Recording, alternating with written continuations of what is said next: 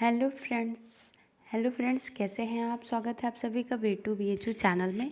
आज हम लोग देखेंगे important notes for NTA net education और असिस्टेंट प्रोफेसर एडवर्टाइजमेंट 50 के लिए कुछ इम्पोर्टेंट नोट्स। तो देर न करते हुए शुरू करते हैं वीडियो।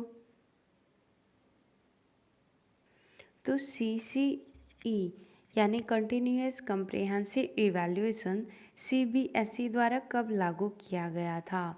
तो ये 2009 में कक्षा 9 के लिए और 2010-11 में कक्षा 10 के लिए क्लास 10 के लिए लागू कर दिया गया था।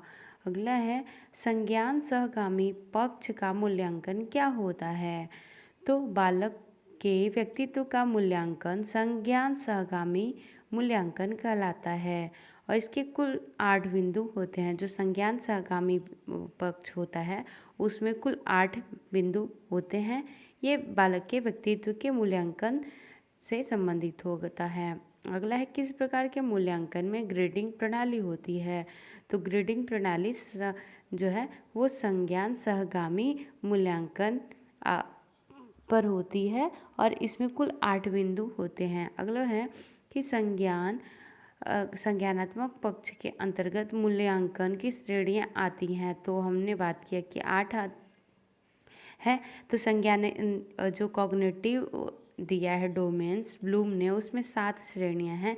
ज्ञान, बोध, प्रयोग, अनुप्रयोग, विश्लेषण, संश्लेषण और मूल्यांकन। अगला है कौशलात्मक पक्ष के अंतर्गत कितनी श्रेणियां हैं? तो इसमें उत्तेजना, क्रियान्वयन, नियंत्रण, समायोजन, स्वाभाविकता 5 पक्ष होते हैं कौशलात्मक पक्ष के अंतर्गत। अगला है विश्लेषण का संबंध होता है। तो विश्लेषण का संबंध ज्ञानात्मक पक्ष या संज्ञानात्मक पक्ष से होता है। अगला है शब्द साहचर्य विधि का प्रतिपादन किसने किया था? तो शब्द साहचर्य विधि का प्रतिपादन गाल्टन ने 1879 में किया था। अगला है उत्तम परीक्षण की विशेषताओं के कितने भाग होते हैं? तो मूलतः इसके 2 भाग होते हैं, व्यवहारिक विशेषता और तकनीकी विशेषता। अगला है कि एक उत्तम परीक्षण को व्यवहारिक विशेषता क्या हो सकती है? तो पहला है उद्देश्यपूर्णता, दूसरा व्यापकता, तीसरा मितव्ययिता, चौथा सुगमता। ये इसके व्यवहारिक विशेषता होती है कि उद्देश्यपूर्ण होना चाहिए। कोई भी हमारा जो टूल है हम उसको बना रहे हैं तो उसमें वो पर्पजिव या उद्देश्यपूर्ण होना चाहिए और कम्प्रिहेंसिव होना चाहिए, मतलब काफ़ी जितना सिलेबस हो उसको कवर करना चाहिए। फिर मितव्ययी होना चाहिए कि कम से कम पैसों में हो और आसानी से हो जाए। तो सुगमता होनी चाहिए। 4 इसके व्यवहारिक विशेषताएं हैं। अगला है एक उत्तम परीक्षण व्यवहारिक विशेषता क्या हो सकती है? तो ये हो सकती है वैधता। सबसे पहले हमने देखा कि 2 टाइप्स के हैं, व्यवहारिक और तकनीकी। तो व्यवहारिक क्या था? उद्देश्यपूर्णता, व्यापकता और मितव्ययिता, सुगमता। और तकनीकी, यहाँ पे तकनीकी होना चाहिए था कि तकनीकी विशेषता क्या होती है? तो ये है वैधता, विश्वसनीयता, वस्तुनिष्ठता, विभेदकता और मानक, मतलब वैलिडिटी, रिलायबिलिटी, ऑब्जेक्टिविटी, डिस्क्रिमिनेटिव और नॉर्म्स, ये इसके तकनीकी विशेषताएं हैं। अगला है टैगोर ने शांति निकेतन की स्थापना की। तो कब की है? 1901 में बंगाल में बोलपुर नामक स्थान पे की है। अगला है विद्यालय प्रकृति की गोद में स्वतंत्र तथा खुले वातावरण में हो, इसका विचार किसने दिया था? तो ये रविन्द्रनाथ टैगोर ने दिया था। किस समाजशास्त्री ने अपनी शिक्षा प्रणाली में विद्यालय का घर कहा था? विद्यालय को ये घर कहा था, किसने बोला था? तो ये घर जो कहा है वो मारिया मोंटेसनी ने कहा है। यदि पूछता है कि यदि गार्डन शब्द आता है कि विद्यालय को गार्डन किसने कहा है या बगीचा किसने कहा है? तो फ्रोवेल ने कहा है। और पूछता है कि मंदिर किसने कहा है? तो ये गीजू भाई ने कहा है।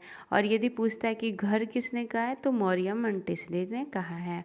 अगला है programme of action NPE 1992 programme of action POA कब आया था? तो ये नेशनल पॉलिसी एजुकेशन 1992 में आता है। 86 की व्यापक क्रियान्वयन हेतु पोआ आया था, प्रोग्राम ऑफ एक्शन, इसे शॉर्ट में POA पोआ कहते हैं। अगला है भावात्मक एकता समिति कब आई थी? तो भावात्मक एकता समिति जो आई थी वो 1961 में आई थी, और डॉक्टर संपूर्णानंद समिति भी इसको बोलते हैं, ये इसके अध्यक्ष थे। अगला है कि निर्वाण बौद्ध धर्म से निर्वाण किससे संबंधित है? तो बौद्ध धर्म से संबंधित है।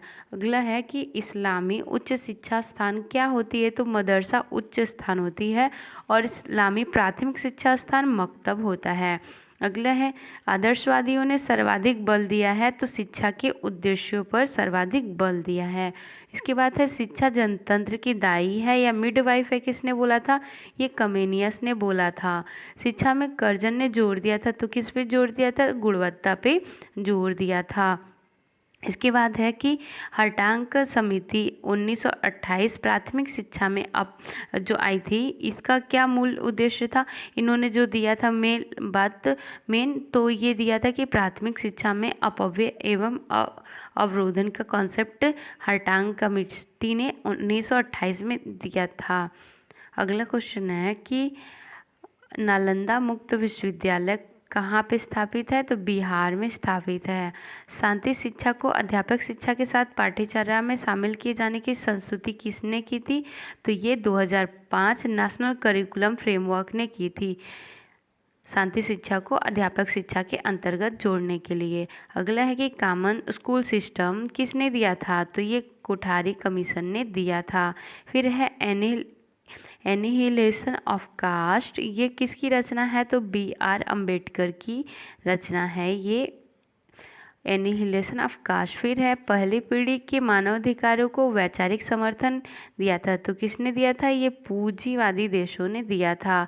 फिर है कि अपनी संस्कृति को श्रेष्ठ मानने की प्रवृत्ति को क्या कहते हैं? तो इसे एंथनोसेंट्रिज्म कहते हैं।